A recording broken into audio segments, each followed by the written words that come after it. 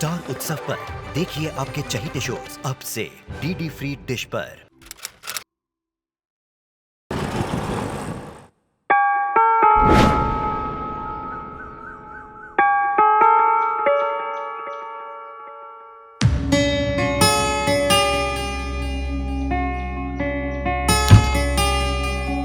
शारिक भाई कैसे हैं?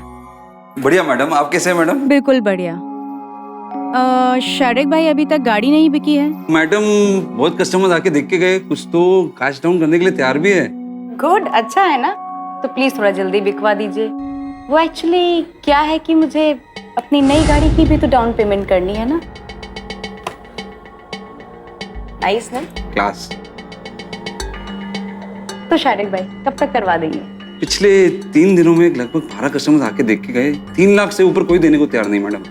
शारिक भाई 5 लाख से नीचे मैं लेने को तैयार नहीं हूँ। मैडम आप समझने की कोशिश कीजिए मैडम, 3 साल पुरानी गाड़ी है, अब तो ये मॉडल भी बंद हो गया है। शारिक भाई एक बात समझिए,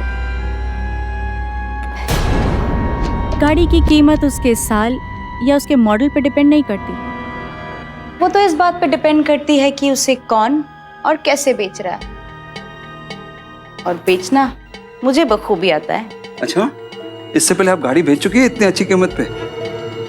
गाड़ी तो नहीं शारिक भाई, मगर पति को बेच कर आ रही हूँ।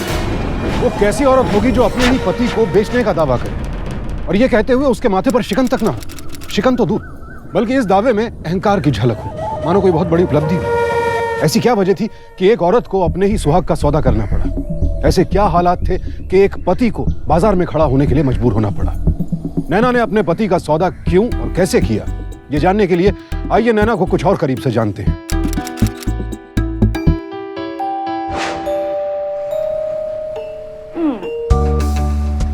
वो वाला दिखाइए। Wow, this is so beautiful. कैसा है? ठीक है। कितने का है भैया ये? 80,000 का मैडम ये। कुछ खास नहीं है। पहनना मुझे, तुम्हें नहीं।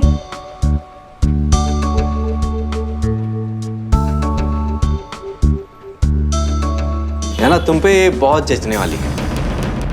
नैना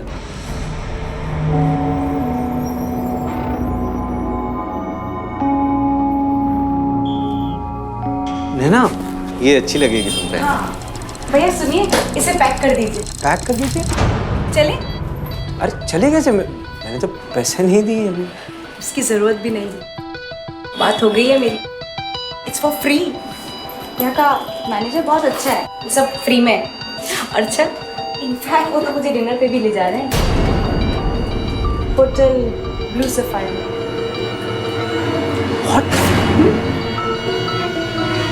भाई साहब, अभी जो मेरी वाइफ आई थी वो लेके गई ना हार, आप उसका पेमेंट रख लीजिए। तुम उसके साथ डिनर पे अकेले जाने के लिए तैयार कैसे होगी नैना, वो भी इस ज्वेलरी के लिए? ऐसा कैसे कर सकती हो यार? ओहो दिनेश, तुम्हें तो पता है ना कि मुझे वो हार कितना पसंद आ गया था, और जो चीज मुझे पसंद आ जाती है वो तो मैं लेकर ही रहती हूँ। इसका मतलब तुम सच में?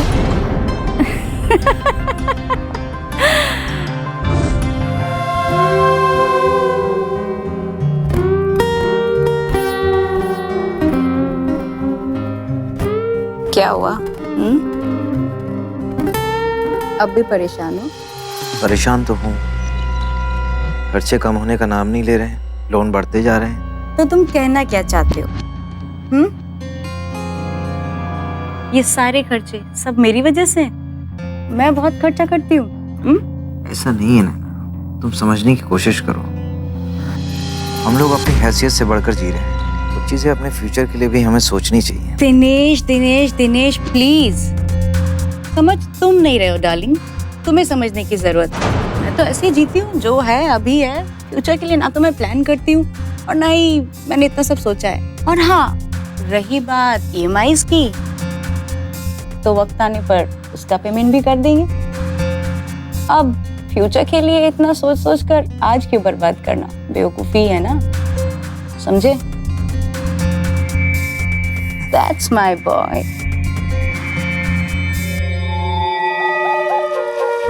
इसमें कोई शक नहीं कि नैना के स्वभाव का अनुमान लगा पाना बेहद मुश्किल था। वो कब क्या कर दे ये शायद वो खुद भी नहीं जानती थी, लेकिन उसका स्वभाव इस समस्या का महज एक पहलू था। दूसरा पहलू जुड़ा था उसकी महत्वाकांक्षा से, जो और भी खतरनाक था। नैना की जिद और उसकी ख्वाहिशें उसके लिए बेहद खतरनाक साबित होने वाली थी। दिनेश की नौकरी भी जा चुकी थी, लेकिन नैना को कोई फर्क नहीं पड़ा था। कर्ज बढ़ता चला गया और साथ ही साथ बढ़ती गईं उनकी मुसीबतें। सर मैं जानता हूँ मुझसे आपकी 1-2 किस्तें छूट गई। देखिए 1-2 किस्तें नहीं है, पूरी 5 किस्तें आप जानते हैं। ठीक है सर, लेकिन मुझे थोड़ा सा टाइम दीजिए, मैं सारी किस्तें चुका दूं। कहने सुनने के लिए कुछ बचा नहीं है दिनेश जी। गाड़ी की चाबियां दीजिए, हमें ऑर्डर है, कार लेकर आए और साथ में टेलीविजन वगैरह भी। अरे कैसी बातें कर रहे देखिए बहस करने से कोई फायदा नहीं है, आप चुपचाप से गाड़ी की चाबी दीजिए। ये क्या हो रहा है? इतना शोर क्यों मचा के रखा है? इनसे कहिए गाड़ी की चाबियां दे दें और साथ में टेलीविजन, म्यूजिक सिस्टम और ये लैपटॉप भी। हम चले जाएंगे। ओह, गाड़ी की इंस्टॉलमेंट्स ना। One second.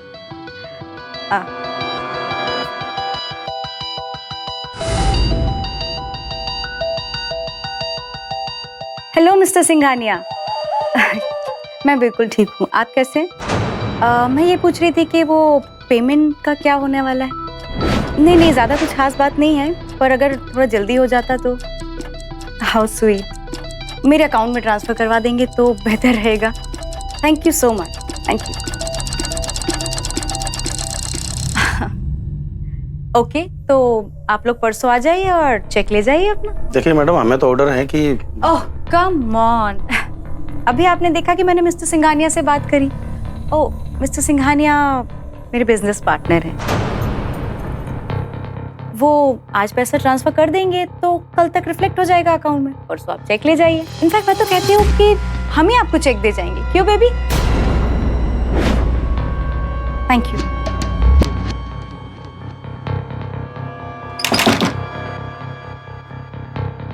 What? क्या हुआ? क्या हुआ? कौन है सिंघानिया? है? और कहां से होगा ट्रांसफर? बैंक की स्टेटमेंट दिखाऊं तुम्हें? एक फूटी कौड़ी नहीं है हमारे पास। कहां से आएगा 2 दिन में पैसे? मैं क्या सोच रही थी स्वीटी, कि हम काफी टाइम से वेकेशन पे नहीं गए ना, राइट?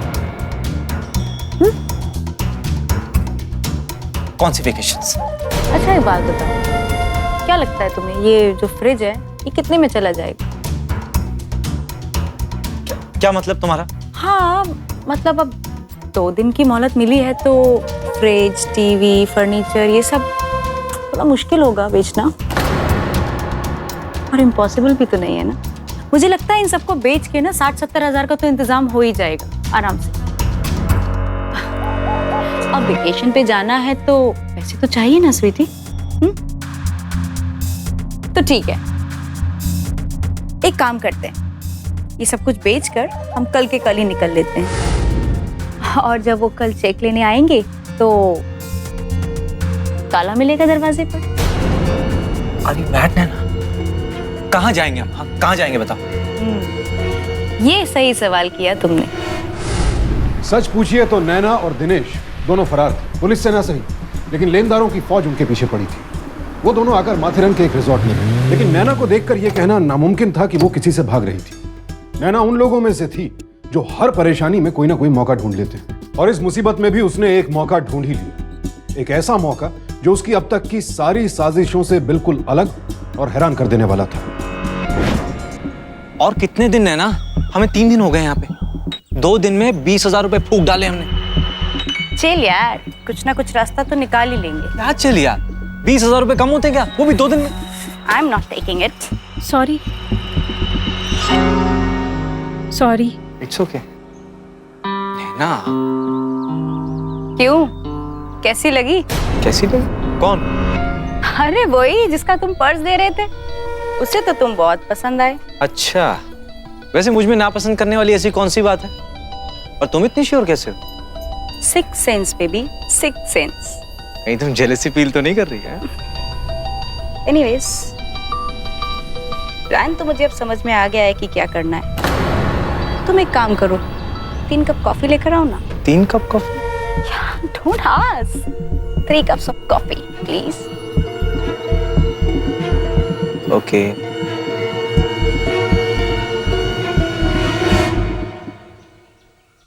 हेलो आशा। अरे नैना, कैसी हो? बैठना। Oh yes sure.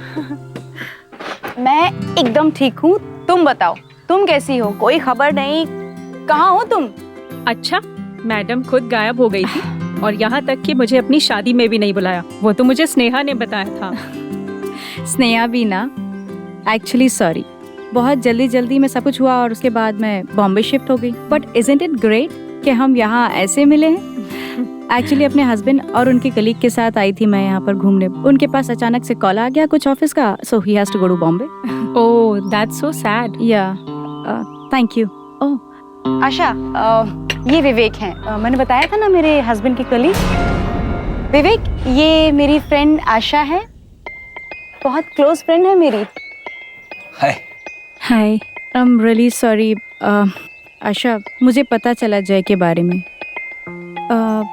जय आशा के हस्बैंड थे। He met with an accident and really sorry to hear that. No, it's okay.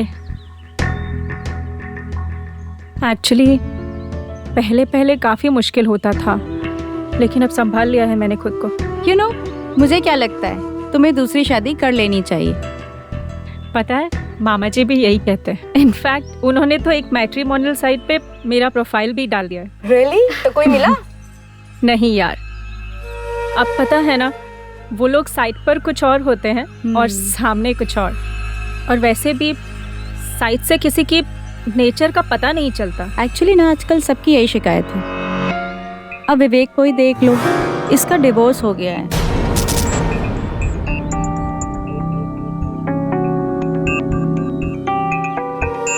And इसने भी अपनी प्रोफाइल मैट्रिमोनियल साइट पर डाली हुई है। But again the same problem. You are mad. तुम पागल हो गई हो, महापागल। शट अप स्वीटी, इतना ओवर रिएक्ट मत करो। ओवर रिएक्ट मैं कर रहा हूं? मैं तुम्हारा कलीग हूं, मेरा डाइवोर्स हो चुका है। What were you trying to do Naina? कहीं तुम मुझसे जेलस हो के ये सब तो नहीं कर रही हो? यू नो, मुझे क्या लगता है कि कहीं मेरा मंद बुद्धि पति मेरा प्लान न चौपट कर दे। क्या मतलब? Listen to me carefully. Asha और मैं कॉलेज के फ्रेंड्स थे। कॉलेज के बाद उसकी शादी हो गई। काफी अमीर घराने में शादी हुई थी उसकी। कुछ सालों से तो हम कांटेक्ट में नहीं थे, पर पिछले साल ही मुझे पता चला कि उसके पति की मौत हो गई। और उसकी मौत के बाद वो सारी जायदाद की अकेली वारिस। अब वो कितनी अकेली है ये तो मैं समझ सकती हूँ, और उसकी जरूरतें हम बखूबी जानते हैं। समझ रहे हो ना मैं क्या कह रही हूँ? ओह, वो विधवा और मैं डाइवोर्सी। तुम कहीं ये तो नहीं कहना चाह रही कि हम लोग? Be smart. पर कैसे? वो मुझसे शादी क्यों करेगी? तुम भूल गए कि मैंने उसे देखते से ही क्या कहा था? पसंद करती है वो तुम्हें। पसंद करती है? तुम्हें कैसे पता? दिखता है उसकी आंखों में कि वो तुम में इंटरेस्टेड है, कि उसे तुम जैसे ही किसी आदमी की जरूरत है। पत्नी हूं तुम्हारी, तुम्हारी खूबियां और कीमत दोनों ही बहुत अच्छे से समझती हूँ। कीमत? ज्यादा सोचो मत, सिर्फ वैसा ही करो जैसा मैं कहती हूँ।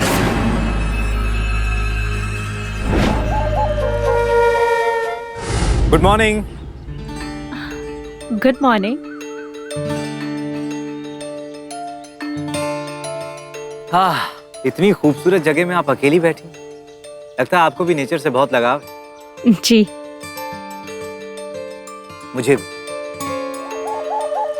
मुझे तो छोटे छोटे बच्चे भी बहुत प्यारे लगते हैं, लेकिन वो लोग जो नेचर और बच्चों को पसंद नहीं करते, वो लोग मेरे हिसाब से इंसान नहीं। Yeah you are right. You know, actually भगवान की सबसे खूबसूरत देन है नेचर और बच्चे। पर हमारे आई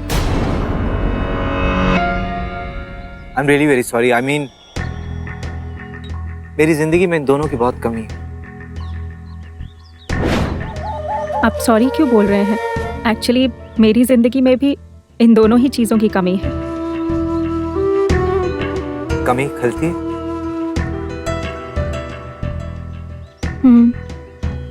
कभी कभी। कभी कभी? आई एम सॉरी, मैंने आपसे झूठ बोला। एक्चुअली हमेशा।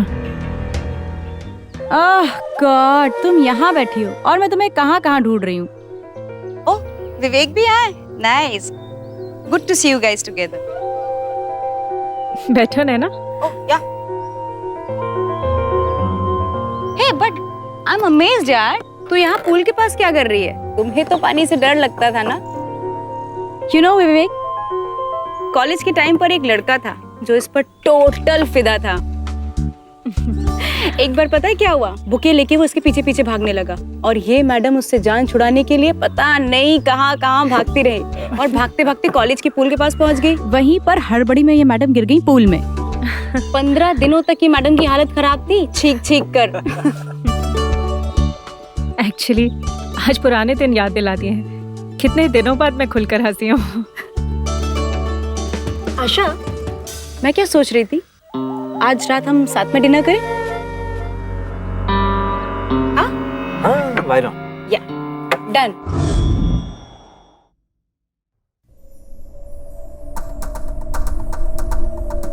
हम कहाँ जा रहे हैं?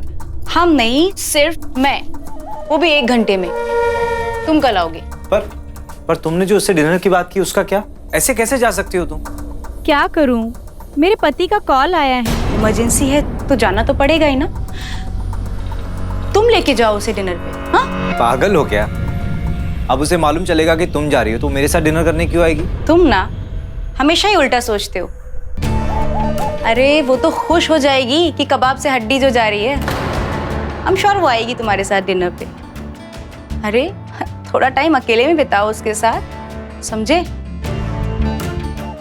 मुझे नहीं मालूम था कि खाने के मामले में भी हमारी पसंद इतनी मिलेगी। सच? मुझे तो लगा था कि आपको मेरा ऑर्डर किया हुआ खाना पसंद ही नहीं आएगा। अरे पसंद नहीं आएगा?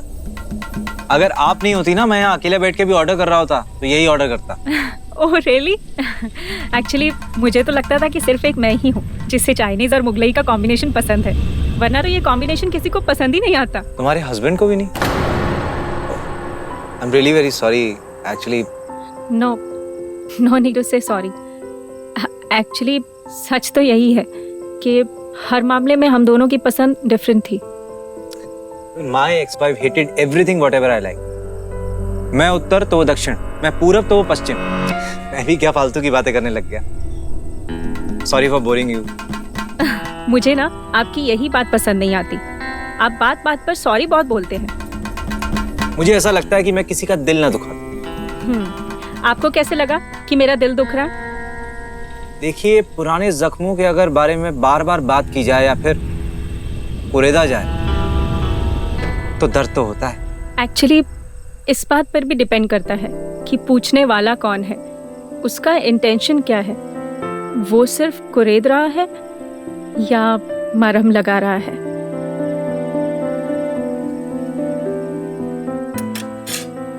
या प्लीज। वाह,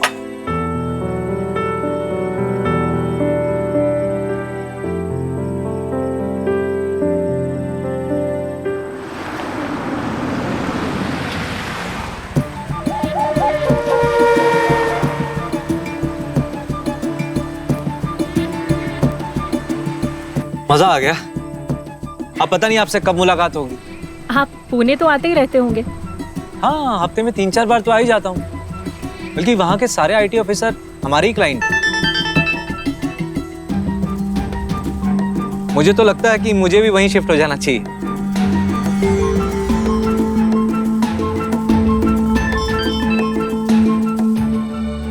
और वैसे भी मुंबई में नैना के हस्बैंड है ही। अगली बार पुणे आएंगे तो मिलकर जरूर जाइएगा। जरूर जरूर। आप मेरा नंबर सेव कर लीजिए। श्योर। या टेल मी। अच्छा लगा आपसे मिलके।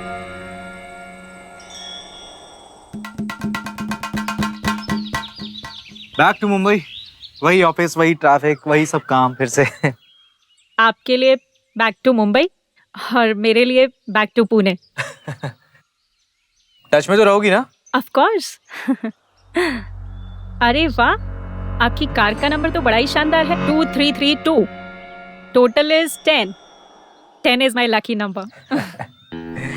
चलिए चलते हैं। And thank you.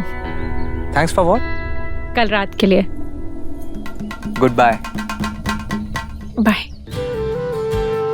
Bye bye.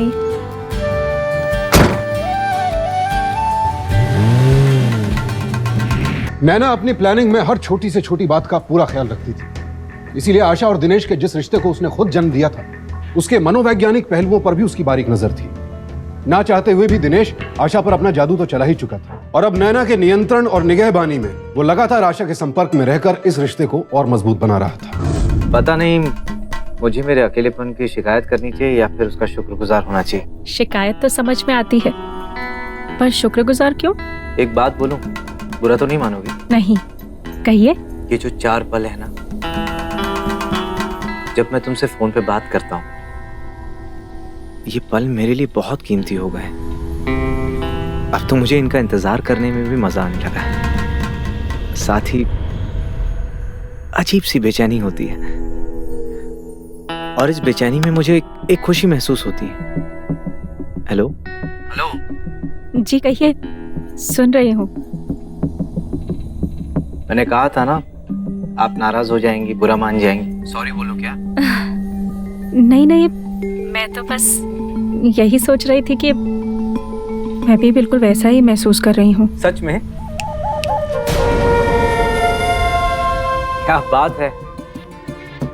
चलो फिर कल शाम तक के लिए। Okay, bye bye, good bye.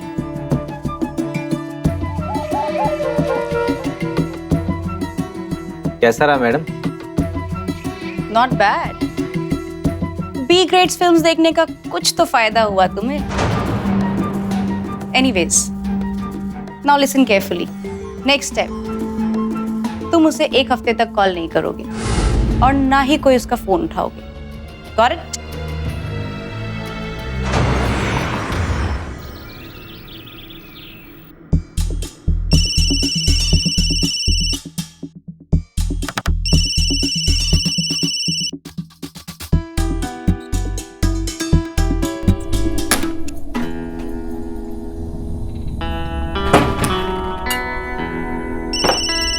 बेचारी बार बार फोन कर रही है, क्या करें?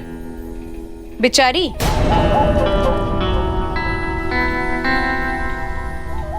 ये जो बेचारी है ना तुम्हारी, अब देखना मेरे फोन पर फोन करे।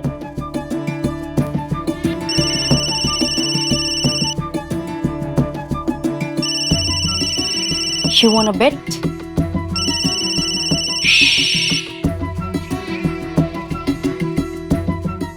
हेलो। हाँ नैना। ओह आशा, कैसी हो? एक्चुअली फोन चेंज किया ना, तो तुम्हारा नंबर नहीं स्टोर कर पाई। पर एनीवेज, कैसे याद किया तुमने? बस ऐसे ही, बहुत दिनों से तुमसे बात नहीं हुई तो इसलिए। वो नैना, विवेक की कोई न्यूज़ है क्या? विवेक? कौन विवेक? ओह या राइट, विवेक।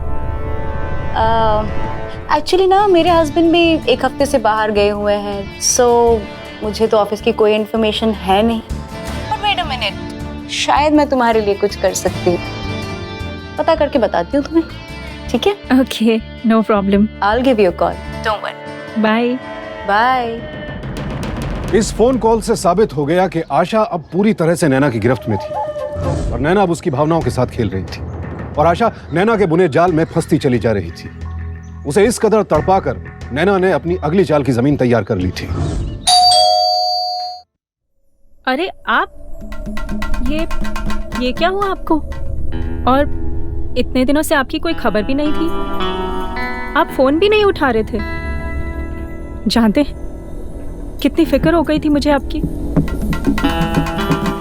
अच्छा लगा जान के कोई फिक्र तो करता है मेरी। अब क्या बताऊं आशा जी, दरअसल मैं हॉस्पिटल में एडमिट था। तंग आ गया था अपने अकेलेपन से। एक दिन बर्दाश्त नहीं हुआ तो 1-2 पैक पी लिया। अब 1-2 से 4 फिर 6। अब शराब पी के गाड़ी चलाने का खामियाजा तो मुझे ही भुगतना पड़ेगा। एक्सीडेंट हो गया था मेरा, बस ये थोड़ा सा लगा, हॉस्पिटल में एडमिट होना पड़ा। बट रियली वेरी सॉरी कि मैं आपको उस वक्त फोन नहीं कर सका।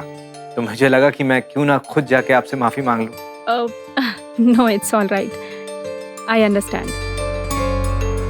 Wow, I am so thrilled Asha. मुझे लगता है कि तुमने बहुत अच्छा फैसला किया है। Vivek is a very nice man. वो तुम्हें बहुत खुश रखेगा। सच बताऊं तो मुझे भी ऐसा ही लगता है। जब मैं उससे पहली बार मिली थी, शायद मैं तब से ही उसे पसंद करने लगी थी। मुझे लगता है कि शायद विवेक भी मुझे समझ नहीं आ रहा कि बात को आगे कैसे बढ़ाऊं। लो, तो इसमें क्या बड़ी बात है, तुम उससे खुद डायरेक्ट पूछ लो।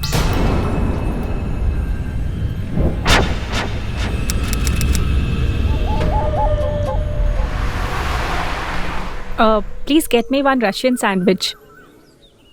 विवेक। Hey, hi Asha. How are you? मैं ठीक हूँ, तुम पूना कब आए?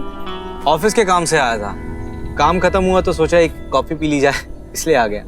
आप पूना आए हुए हैं और आपने हमें बताया तक नहीं। अचानक आना पड़ा, कोई प्लान नहीं था।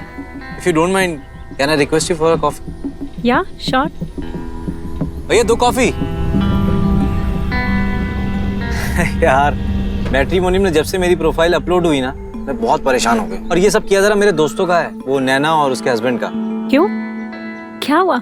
मैं इस मैट्रिमोनियल के जरिए शादी नहीं करना चाहता। तो फिर कैसे करना चाहते हो?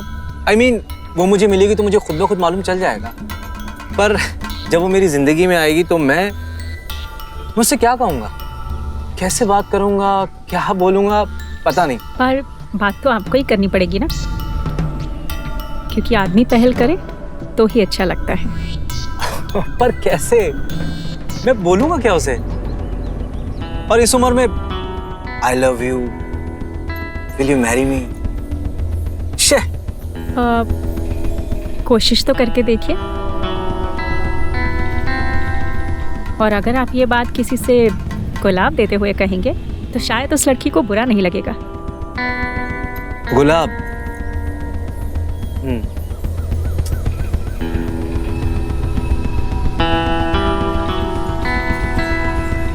Will you marry me, आशा?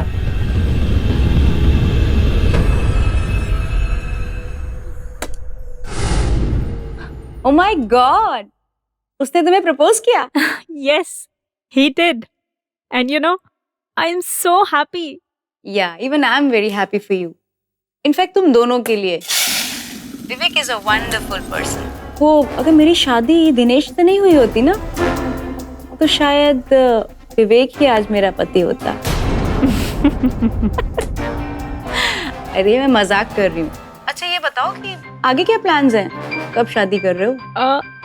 पता नहीं, मामा जी से पूछ कर डिसाइड करोगे। शायद इसी महीने। ओके। माथेरन के एक रिजॉर्ट के कैफेटेरिया में बना एक प्लान अपने अंजाम की ओर बढ़ रहा था और इस अंजाम की जद में आ चुकी थी आशा।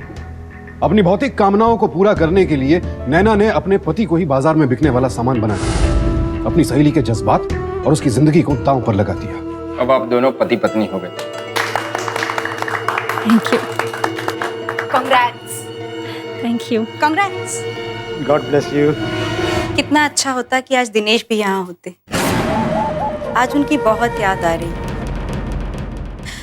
देखना, ऐसे ही टाइम पे उनको साउथ अफ्रीका जाना था। तो फिर कब तक वापस आ रहे हैं वो?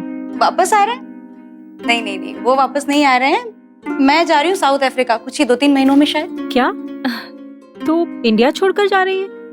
अब क्या करें, जहाँ पिया वहाँ मैं, है ना? फर्जी कागजात और झूठे पहचान पत्र की मदद से और आशा से उसकी शादी करवा दी। लेकिन इस हैरान कर देने वाली साजिश की एक एक सीढ़ी चढ़कर आखिर नैना पहुंचना कहां चाहती थी? क्या हासिल करना चाहती थी वो इस साजिश के जरिए?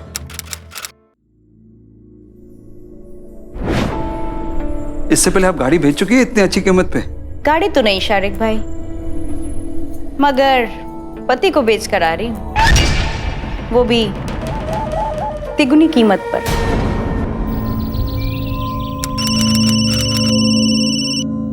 हेलो, फिर से फोन? हम छुट्टी पर है ना। इंपॉर्टेंट कॉल है, प्लीज।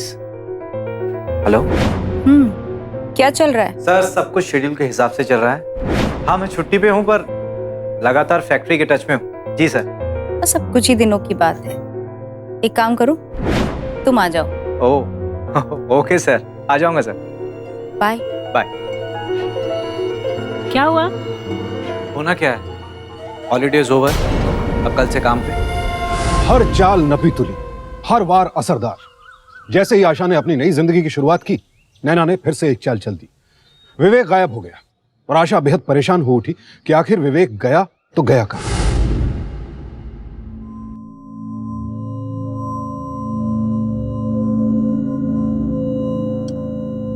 क्या हुआ डार्लिंग? जब से पुणे से आए हो तब से बड़े उकड़े उकड़े रहते हो। क्या हुआ? नैना, मुझे ये सब अच्छा नहीं लग रहा है। मतलब हम लोग जो ये आशा के साथ कर रहे हैं ये सब अच्छा नहीं है। वो बेचारी वहां अकेले क्या बीतेगी उस पर जब उसको मालूम चलेगा। ये सब अच्छा नहीं है। तरस आ रहा है ना उस पर? हाँ, आ रहा है तरस। यू नो डार्लिंग, मुझे क्या लगता है कि अच्छा हुआ कि तुम कसाई नहीं हो, क्योंकि कसाई होते ना तो तुम्हें बकरी पर भी तरस आ जाता और हम तो भूखे ही रह जाते। अच्छा, आशा तुम्हारे लिए एक बकरी की तरह से। क्यों? तुम्हारे लिए नहीं है? I hope that you're not in love with that girl. हाँ? Good. क्योंकि अगर ऐसा है तो अच्छा है। और वैसे भी डार्लिंग, ये जो कुछ कर रही हूँ वो हम दोनों के लिए ही तो कर रही हूँ, है ना? तो तुम्हारे ये जितने भी इमोशंस हैं ना, इनको अपनी जेब में रखो, समझे? और हाँ, यहाँ तक आकर मुझे कोई जज्बाती बेवकूफी नहीं चाहिए, समझे? स्वीटी, चलो ना, गिव मी अ हग।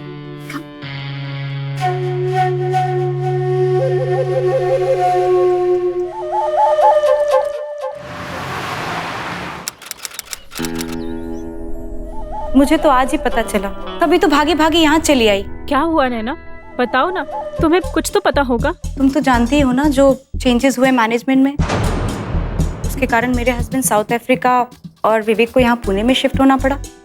हाँ तो बस इसी चेंजेस के चलते विवेक की नौकरी चली गई। क्या? जॉब? और तो कोई बात नहीं है ना? I mean, विवेक को तो कुछ नहीं हुआ ना? वो तो ठीक है ना? वो तो ठीक है, पर यू नो वो बहुत डिप्रेशन में है। ऐसा कई बार पहले भी हुआ है कि डिप्रेशन के चलते वो कहीं भी अचानक से गायब हो जाता है, पर फिर वापस आ भी जाता है। तुम चिंता मत करो, हम श्योर वो जल्दी वापस आ जाएगा। लेकिन वो मुझे बता तो सकता था, या कम से कम मुझे I mean, तुम नहीं समझ सकती ना मुझ पे इन दिनों क्या गुजरी है। पता है, मैं पुलिस कंप्लेंट करने जाने वाली थी। आई अंडरस्टैंड, पर एक बात कहूँ, जब विवेक वापस आए ना तो उसके साथ ज्यादा सख्ती से पेश मत आना। अब तुम तो समझ ही सकती हो ना कि उसकी हालत क्या होगी। वैसे मेरे हस्बैंड ट्राई तो कर रहे हैं कि विवेक का साउथ अफ्रीकन ब्रांच में ही ट्रांसफर हो जाए, पर इसमें कुछ टाइम तो लग सकता है ना, महीना, 2 महीना, साल। पर हमें तो किसी चीज की कमी नहीं है, और विवेक को तो ये पता ही होना चाहिए था। फिर वो क्यों इस नौकरी को लेकर इतना परेशान हो रहा है? आशा, अगर तुम ऐसा समझती हो तो मैं सिर्फ यही कह सकती हूँ कि तुम विवेक को अभी तक समझ ही नहीं पाई। वो एक खुददार इंसान है, वो तुमसे कोई हेल्प एक्सपेक्ट नहीं करता, ना ही वो तुमसे कोई पैसे लेगा। हाँ तो फिर मैं क्या करूं?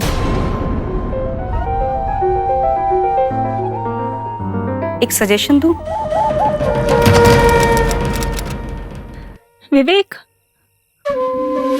आई एम सॉरी आशा, मुझे पता है इस बीच तुम कितनी परेशान रही होगी, लेकिन सच्चाई सुनोगी तो। तुम्हें कुछ भी कहने की जरूरत नहीं है, मैं सब जानती हूँ। आओ अंदर आओ।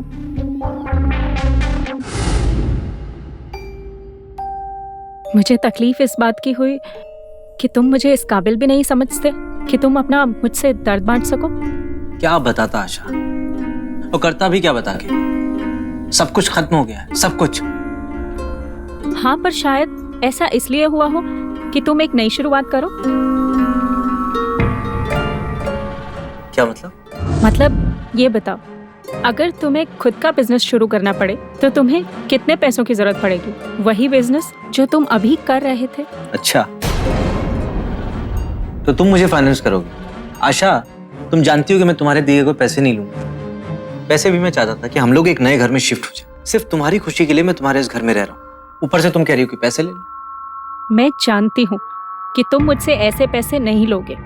अच्छा, मैं अगर तुम्हें लोन दूं तो I mean, वो तो तुम ले ही लोगे, या फिर तुम डरते हो कि तुम्हारा बिजनेस कामयाब नहीं हुआ तो मेरे पैसे डूब जाएंगे?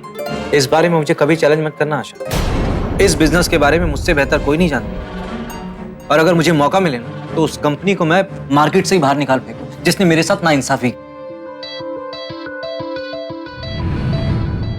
तो फिर तुम्हें क्यों डर लग रहा है ये लोन लेने से?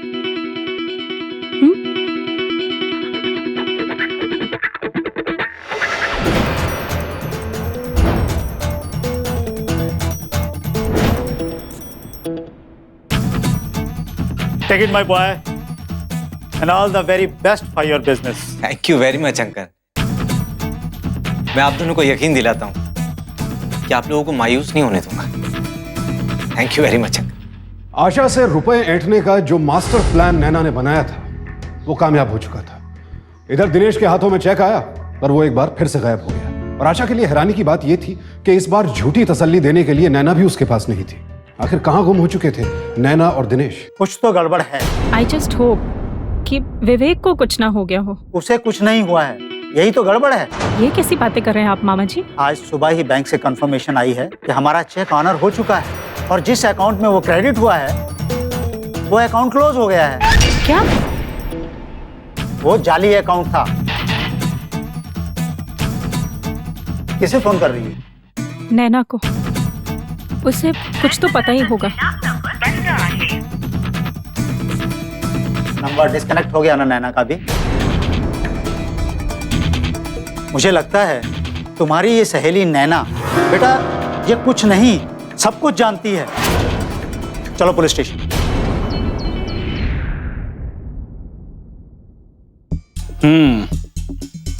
मामला थोड़ा पेचीदा लगता है, और फिर इनके पास तो इनके पति के ऑफिस की डिटेल्स भी तो नहीं। कोई तो स्टार्टिंग पॉइंट हो, जैसे कि मुंबई में उनका एड्रेस, कोई जान पहचान के लोग, कुछ भी ऐसा जहां से हम इस केस की शुरुआत कर सके। मुंबई में उसका 1 बेडरूम हॉल का फ्लैट था। मुझे भी कुछ याद आया इंस्पेक्टर। उसकी कार का नंबर MH042332 था। That's great. हम इन दोनों लीड्स को फॉलो करेंगे और जो भी खबर होगी आप तक पहुंचाते रहेंगे। Okay? Thank you sir. Naina और दिनेश को पकड़ने के लिए पुलिस ने दोहरी तलाश शुरू कर दी। मुंबई में दिनेश के घर पहुंचकर उन्हें पता चला कि दरअसल वो किराए का घर था, और यहीं आकर आशा के सामने सबसे सनसनीखेज खुलासा हुआ। वो ये कि दरअसल उसका पति विवेक दिनेश था, उसकी सबसे करीबी सहेली नैना का पति। दूसरी ओर दिनेश की गाड़ी का पता लगाते हुए पुलिस गाड़ी के मौजूदा ओनर रहमत अली के पास पहुंची, और रहमत अली से मिली जानकारी की मदद से वो पहुंचे मार्वल कार बाजार के मैनेजर शरीफ तक। साहब क्या बताऊं साहब, 12 साल से ये लाइन में साहब, ऐसी डेंजर लेडी मैंने आज तक नहीं देखी साहब। शारिक भाई, कोई सुराग? मेरा मतलब है उस लेडी तक पहुंचने का कोई जरिया है तुम्हारे पास? हाँ सर, वो कह रही थी उस दिन एक्चुअली कि क्या है कि मुझे अपनी नई गाड़ी की भी तो डाउन पेमेंट करनी है ना। उसे गाड़ी बेच के नई गाड़ी की डाउन पेमेंट करनी है। उसके हाथ में एक नई गाड़ी का ब्रोशर भी था। ब्रोशर में एक स्टैम्प था डीलर का, और वो डीलर को मैं अच्छी तरह से जानता हूँ सर। नैना और दिनेश तक पहुंचने की आखिरी कड़ी भी पुलिस को हासिल हो चुकी थी। देखते ही देखते उन्होंने नई गाड़ी के डीलर से बात की और नई गाड़ी का रजिस्ट्रेशन नंबर ढूंढ निकाला।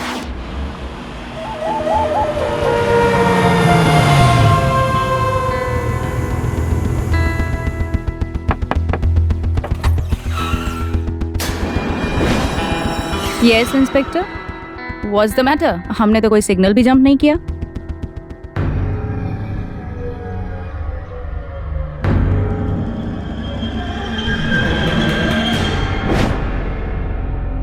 एक नहीं नैना, तुमने कई सिग्नल्स तोड़े हैं।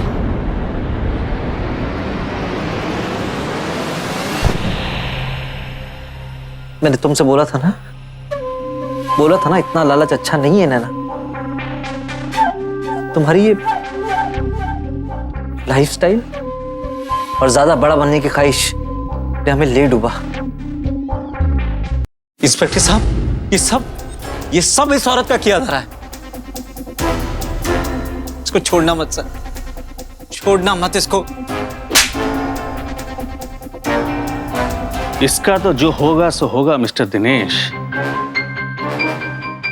लेकिन सारा दोष इसके ऊपर मढ़कर तुम अपने गुनाहों से नहीं बच सकते हो। थैंक यू इंस्पेक्टर साहब इस रोतलू को चुप कराने के लिए। आशा, आई एम रियली सॉरी, पर एक बात जरूर कहूंगी, बुरा मत मानो। जब तक ये गेम चला मजा तो बहुत आया।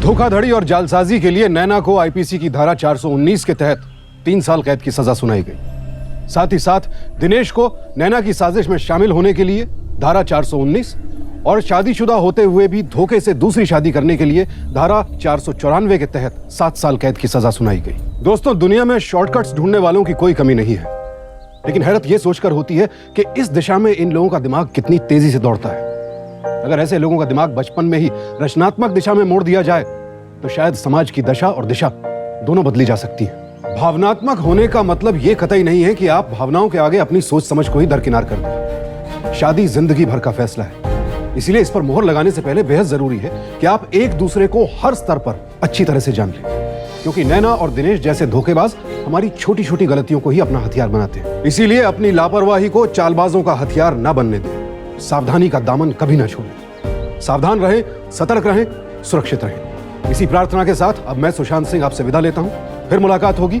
ऐसी ही एक और सत्य घटना के साथ। देखते रहें सावधान इंडिया, इंडिया फाइट्स बैक।